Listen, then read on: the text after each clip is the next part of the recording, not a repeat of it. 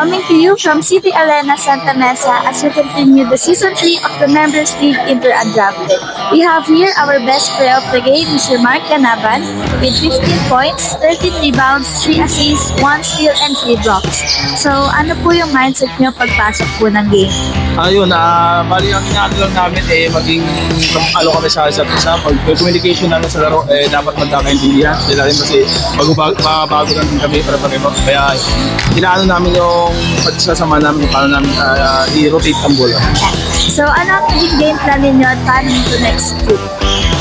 Yun, yung sabi namin, sipag lang at saka sipag, tapos kailangan namin bilisan pa yung namin, yung pacing namin sa laro. Okay. Sino po ang inspirasyon niyo tuwing naglalaro na? Siguro inspirasyon namin, si God, Papa God, kasi yun yung nagbigay sa amin ng lakas. Ayan.